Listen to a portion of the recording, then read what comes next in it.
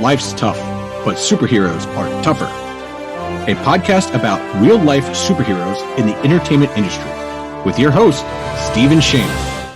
This episode is brought to you by the Podcast Services Division at Life's Tough Media. Having your own podcast allows you to creatively reach all types of audiences, from clients to prospects, to your most loyal membership base. And by utilizing studio affiliates located around the world, coupled with quality remote recording capabilities, Life's Tough Media makes having a corporate podcast easier than ever before. Contact us for a no-obligation consultation at info@lifestuff.com or visit lifestuff.com to learn more. Welcome back, everybody, to the Life's Tough podcast. Today, we have a very special guest, John Romita Jr., who's been a long time friend of ours. He's been to many shows over the years, done many books with us all over the years. So it's good to see him. Marvel, then DC, now back to Marvel. So John, welcome to the show. Yes. Thanks for coming.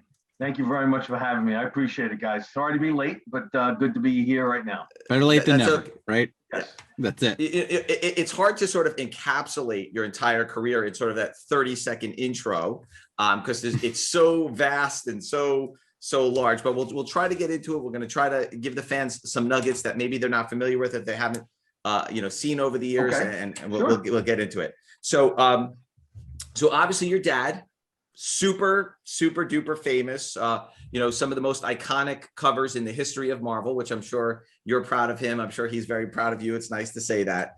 And in some ways, I guess it's sort of like being the son of Michael Jordan, a legend, somebody who has this very high status. Can you talk a little bit? The son of Michael Jordan. It's like being the sixth man on the bench while playing with Michael Jordan. That's what I call my father, Michael Jordan. I'm the white guy at the end of the bench.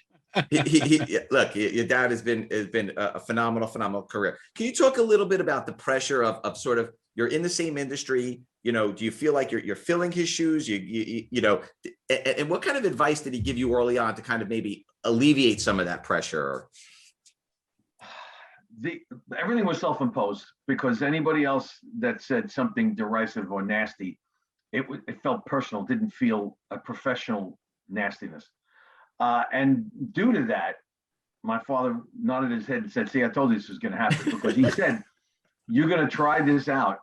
First, I don't want you to be a cartoonist. You want to be an artist. I want you to be a fine artist." That was way back when. Then he said, "Get 2 years in college and advertising." He says, "Go into advertising. But if you go into cartooning, you're going to get people treating you poorly because you are my son. So this is what I'm telling you. Keep your hands in your pocket, your mouth shut, and do your job." And that was simple. In other words, keep your hands in your pocket. Don't be a wise ass and take swings at people. If I had taken a swing at I've said this a million times. If I took a swing at everybody who deserved to be swung at, I'd still be in prison. Yeah. Here's the thing: is we're all New York boys here, right? Yeah. So there you go. So I live in Manhattan. Alex, you're in Queens, right? Yep. John, where are you? I'm out on Long Island in Port Jefferson. Right. Yeah. Right. So we all have sort of Queens. I was born in Brooklyn, raised in Queens. And you don't have exactly the social skills that you should have. It's different. It's different growing up in the boroughs than having to walk into an office and talk to people. It's a different scenario. But the context of that comment was, there's always somebody bigger, better, stronger, smarter, better looking, and more talented than you. Deal with it and learn from it. In other words, do not ever get full of yourself. And as Romita's, that's not going to happen. There's no ego in that family. If he doesn't have an ego, how am I supposed to have an ego? Yeah. And that was his advice. And don't pay attention to people that are nasty to you. Just do your job. And if you can continue to do the work, shut up and do the work. It's all meat and potatoes with him. It really was. Now, like a family like the Griffeys, they got to play together in baseball. And I mean, did you get to collaborate with your dad on stuff? Oh yeah, he fixed everything. That's the best part about that man. And he never complained about it. He would say, "God, this is great stuff," and he would fix something. That's it was wonderful. It was wonderful on every level you could imagine, personal and professional. That's funny. Have any of the genes passed down to any of the grandkids, or what are the grandkids doing? My son Vinny, when he was younger, because he saw grandpa and dad drawing, he would put up his little lap board while we were working on something and he would start doodling. And my father did a couple of things with him that we have in the area somewhere. They're probably downstairs, where my father would pencil something and Vinny would ink and color it, and they're very precious to us. But just like my father came out of nowhere, literally nowhere. My grandfather was a woodworker, and then my father became as an artist. He was doing the Empire State Building in chalk on the road, on the street in front of their houses, 3 or 4 manhole covers along. It came out of nowhere. My grandfather said, "You're a weirdo. We don't know where you came from." And now I become an artist, and it drops off the face of the earth after that. So the two of us obviously are very odd. I'll accept it. I take it. That's pretty cool. That's funny. That's a good story. So obviously you've been around for, I mean, I've been, when we were at, Ace, and then we had Wizard and Wizard Matt. I mean, I've been around since the early 90s, and you were around at the same time we were around. So we've been around this game for many, many years. It feels like you've worked on every character. It really, I mean, like when you actually look at the body of work, I mean, Spider-Man, Daredevil, I mean, all the big characters. Superman. Superman. Like, is there a character that you haven't worked on? Is there something that you're looking forward to, that you want to do a different character? Is there something that you haven't done that you want to do, or something that you're going to do? There's a character that I've always wanted to work on at Marvel, and that's Doctor Strange. Ooh, and it's not so much that there's something missing, as much as I just had an idea that applied to him and the character, and I really enjoyed the character. It's wild, and I would love to play with him in the idea that I have, and so hopefully we'll get to that. I'll get there. But so you might get that chance. You might get that chance. I might get the chance. Yeah, you never know. Okay. Let's see. There's a couple of characters I want to go back to, but I'm having a good time, and that's all that matters. That's great. Hey, by the way, there's a lot of mystery now, so we're going to be surrounded. There's going to be a lot of speculation now. I can't tell you what I'm working on or what I'm going to work on until Marvel announces it. No, we get it. Shut my mouth. but there's going to be so much speculation after this. Like, what kind of Doctor Strange story? Idea. I know. Has he been kicking around for 20 years that we haven't here's seen the interesting yet? part. That Doctor Strange story, that idea, was originally an idea I had for the Silver Surfer. Oh. And I may yet manifest it in either or both, but I've managed to advance it that it can apply to every single super villain and superhero. So I have an idea that's going to be on a wide-ranging thing, but it applies to Silver Surfer, then it applied to Doctor Strange. We'll see. I have to get. If I get everybody drunk all at once at one table, I'll get the job. Next Marvel Summit, you can get them all together and just wait for it. Yeah. I'm just going to write out the treatment. That's all there is to it. I know what I want to do. Alex, the internet is going to theories with fan theories of what could apply. There's going to be another 3.5 hour YouTube video by somebody breaking down the Doctor Strange. Well, Silver Surfer intergalactic, right? Doctor Strange interdimensional. It ranges that way. Fun.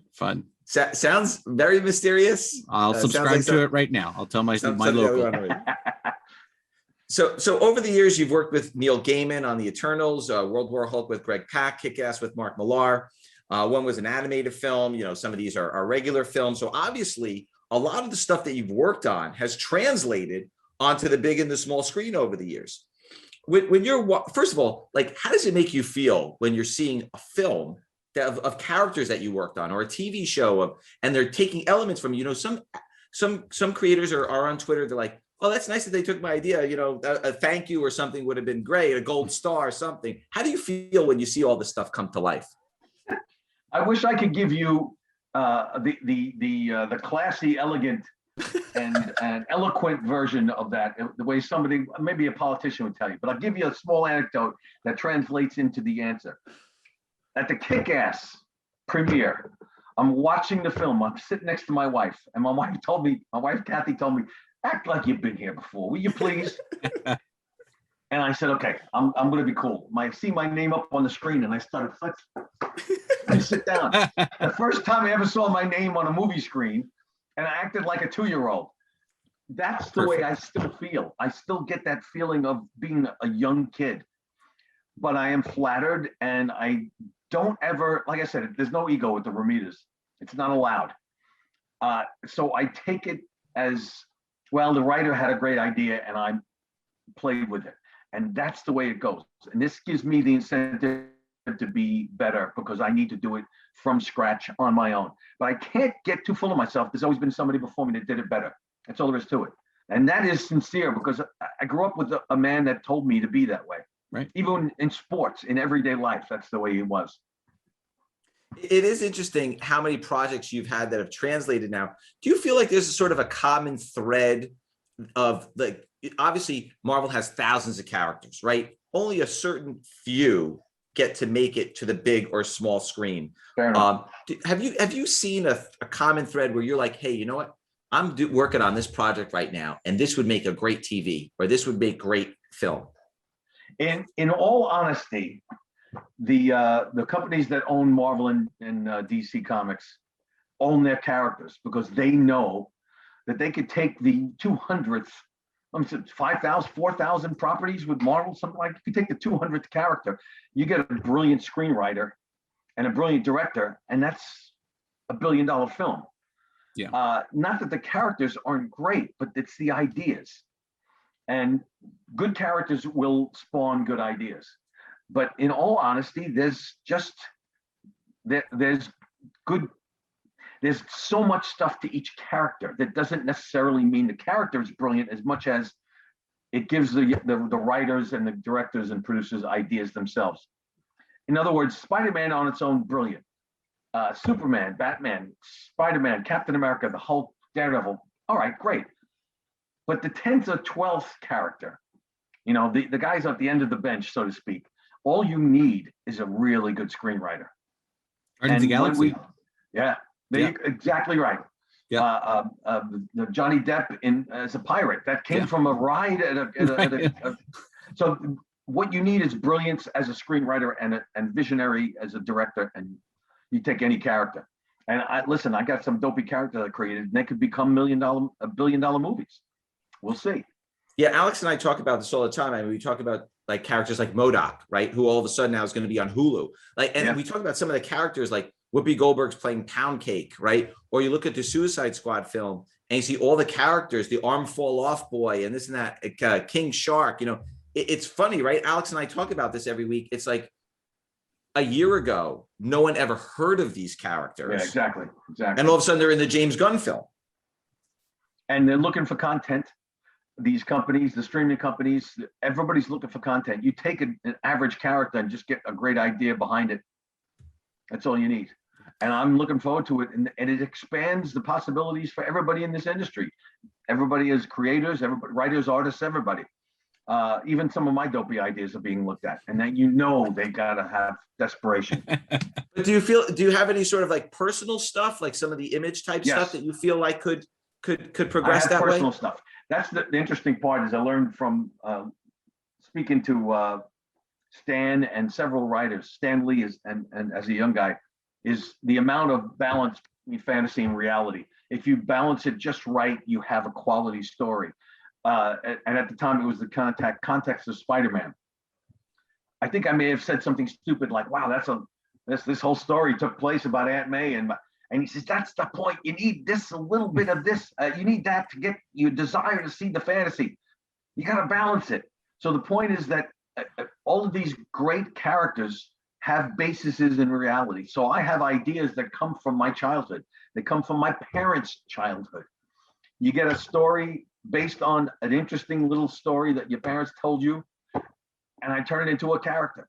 The stuff that I went through as a young kid spawned gray area because I was terrified that if I didn't care about helping an old lady across the street, if I didn't care about that lady and I only cared about the badge, I was going to hell. I was terrified. So it came into, and then one of my great friends' my great friends was a roommate, and rest in peace, New York City police officer, tortured soul, but a brilliant cop. He didn't like what he was doing, but he was a brilliant cop. So I combined it with all of these little instances in my life, and I come up with ideas, and then bring fantasy to those. Just so there's an amount of realism to them. I made the Punisher look like one of my buddies who had been beaten up in a fight, and his face was mangled.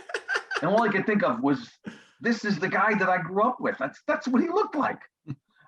So a little bit of that reality, that familiarity, and then you add the fantasy to it, And it always reminded me of Stan saying you have to balance the fantasy with the reality. And if you get that balance just right, people are dying to see Peter Parker if Spider-Man's in costume too much. Yeah. That's called quality. It's interesting you bring that up because I remember back in the day, and you've probably taught this class 1,000 times, so you may not remember. I actually remember you were at one of our Wizard World shows many, many years ago, and you were teaching a perspective class, and you bring this up in terms of bringing people in. And I think people were just thinking, oh, everything's you've seen this before when people bring portfolios and it's all a cover page, right? It's all splash, it's all action, whatever. And you're sitting there trying to tell a story without, with words on a 24 or 32 page book. And I remember I walked into your class and you had a script and the first scene was perspective. It was like, okay, you're looking in Spider-Man's window from across the street and you're drawing Spider-Man with Mary Jane and you're sort of zooming in through the window. And that's like panel 1 on page 1. And that was the script. And I think the people in the class were like, oh boy, this is way harder than they thought they were going in and they were just going to draw these action sequences, right? And you're like, no, you want to bring them into the room. Okay. And then the next scene is now they're in the room and now they're looking down. And I was like, wow, there's so much more to this than you realize when someone's sort of drawing the pages. And it's like, he's got to do this for 24 pages. Like the interesting part of it is nothing that I created as much as I absorbed because of having a father that loved the movies and wanted us to watch those movies with him. Remember, we didn't have cable when we were kids. Rainy nights in the summertime, we'd sit down, we'd watch movies with my father. And my brother didn't care as much as I did, but my father would tell us, watch this scene. Marlon Brando's going to get the snot beat out of him by the bad guys on the dock. Watch what happens here. Little vignettes. And then the mood, the film noirish mood of it. Those things stuck with me. And then from scene to scene to scene, watching what's happening. And then to watch him apply it to comic books when he was drawing regularly. And then I noticed it. And then I got told by several editors, you have to establish. Don't forget to establish so we know where we are all the time. All of that coalesced. And I had design classes in college. I was lucky enough to have a clear moment in my life. And that was when everything coalesced into the storytelling part of this. And I'm a better storyteller than I'm an artist. Thank God, because otherwise I would be probably working in advertising somewhere. It is interesting with the storytelling part, because I think a lot of young artists, and I see these portfolios that they bring in, all they're drawing are covers and splash action pages, which are great. But, the key is, like we always, Alex and I have talked about, like the G.I. Joe, the wordless story. It's like, how does Larry Hama do a 24-page book with no words and you can know what's going on? Yeah, I did that I did a Hulk issue. I think enough said, yeah. Wasn't there a whole, yeah. It was a whole month of that. And I remember getting a call from two artists who don't need to be named because it wasn't desperation as much as, what do you suggest about this? And it was flattering, and at the same time saying, wow, that if you don't know it completely at this point, that's got to be terrifying. However, they went through it with aplomb and it worked out well. That's the point of this business, is not just drawing fancy pictures. And like I said, I'm a better storyteller than I'm an artist, and it helps me out. It really does. Right. And I saw that in the class. I was in your class. I was watching the students, because I'm not an artist myself. And I think they were sort of taken aback by, like, wow, there's more to it than just. Oh, sure. Yeah. Than just that. So over the years, you've obviously worked on a lot of heroes, a lot of villains, a lot of stuff. Is there a particular hero story that you like, or a particular villain story that you like, whether it's the backstory and you're like, you know what, I can relate to this character. I relate to this villain. This is somebody that I really love getting my teeth into. That I've done. Yes. Yeah, the Daredevil stuff. And the Spider-Man stuff, but the Spider-Man stuff specifically because of 9/11. That issue affected my whole run with Straczynski, not negatively with Straczynski, but that was such an important, and I was against the idea of doing it. Once I did it, I was very proud of it. It's a horrible, horrible moment, and I cannot open that book up without getting upset and choked up. But that was important. The Daredevil stuff on a lighter note was because Ann Decenti and I hit it off very well, and she asked me for suggestions, and I had a one-act play idea for a beer with God, literally called Beer with God. And she said, well, if you don't mind us not bringing God into this, and we're working with Mephisto, how about the beer with Mephisto? I said, beer with the devil. That's And funny. I plotted the story, and it's Daredevil sitting at a bar, and Mephisto comes in as a woman and sits down next to him and kisses him at a bar. That's the kind of stuff that sticks with me. And the stuff I did on Daredevil, because it was such an intrinsic moment to my career, because up until working on Daredevil, I really didn't have the sway with the storytelling and with the plotting that I did while working with Anne. And I always tip my hat to her for that, and Ralph Macchio. So I was given the chance to work on it, and that's important to me. And it blossomed from there storytelling wise.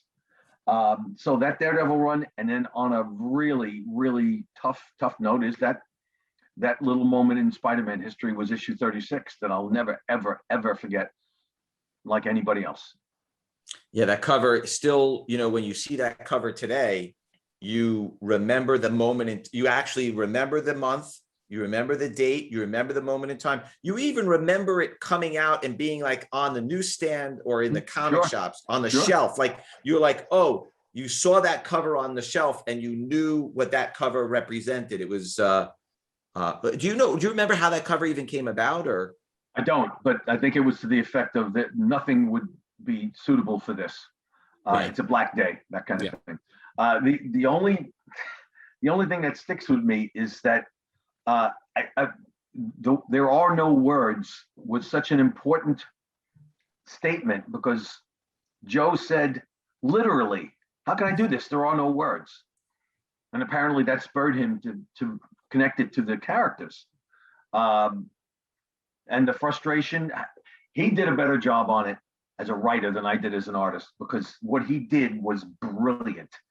That idea that the frustration of Spider-Man and the frustration of the superheroes, which translates into the frustration of every human being, is brilliant. But that moment of there are no words is, to me, one of the best sentences in the history of comics, as far as I'm concerned. And the art doesn't hold it can't hold a candle to that brilliance. However, Scott and I did our best, and he and I tried to remark every one of those black covers. I can't believe we haven't gotten all of them at this point. Well, mine's still in my box, so there's got to be, and the two of us will chuckle every time I think we've gotten the majority of them. Somebody will bring a box tall with, jeez, oh man, what was the print run? The print one on that book was pretty significant. I mean, I assume it was. We'll get to it. That was a significant. Cons are going back soon, so you'll have your chance. And obviously, there were a lot of regular people who were superheroes in all of that. Exactly right. And, exactly right.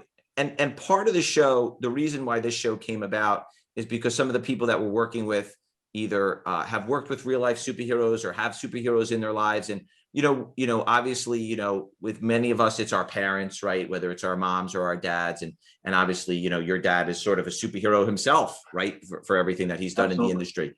Outside of sort of like your family and stuff, I mean, who are some of the superheroes that you've come across sort of in everyday life? Have you sort of incorporated? You talked about your friend that you incorporated into Punisher. When you see things or hear things or absorb things, friends, family that you see are doing super heroic things as regular people, who are they and how do they sort of get incorporated into your work? Cops, firemen, and teachers.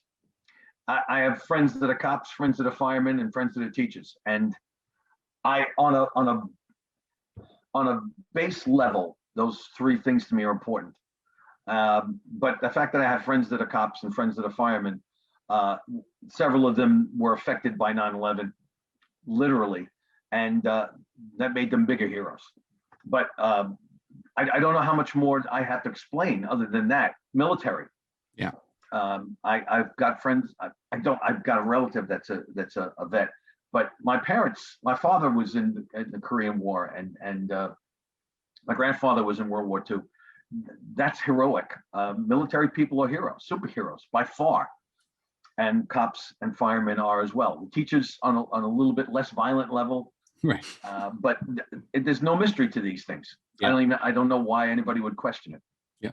Are you able to incorporate any of their stories or they're confidential? That's what that roommate of mine, God bless his soul, and rest in peace. that story about him is important to me. And I remember him coming in at 4:00 in the morning and banging on the door saying, "I got to talk. I can't sleep for that unless I talk to you." And the two of us would get drunk till 6 a.m. listening to these stories. Those kind of things hit home tight. I got a buddy here that is a heroic former NYPD guy who was the first officer to be shot after mandated body armor. Wow. And the story of how he chased this person down after getting shot 3 or 4 times in the ribs, breaking ribs, but surviving, chasing the guy down and taking care of business. That's super heroic. That's crazy. My roommate, the cop, would come in and tell stories about how he had to chase somebody down and do certain things. Super heroic. I don't think I have that in me. Yeah. That's all needs to be said. Does it amaze you in some way that movies like, when you look at the top 10 grossing films of all time, and you see films like Avengers, and you see Black Panther, and you see films like Wonder Woman and Captain Marvel doing 700 million, billion, and you put the word B in front of it, right? Think about where we were 5, 10, 15, 20 years ago, flea market style, tabletops, people selling comic books, right? Yeah. And where we are now. Sort of like, what does that feel like, right? What does that feel like to you from where we were and where we are now? Like, what does that feel like when you're sitting in a theater and you see Captain Marvel, or you see every time I read or hear an expert saying, well, comics are going to run low, comic films, they're just gonna peter out because they're gonna run out of ideas. Obviously, that's a bunch of horse shit.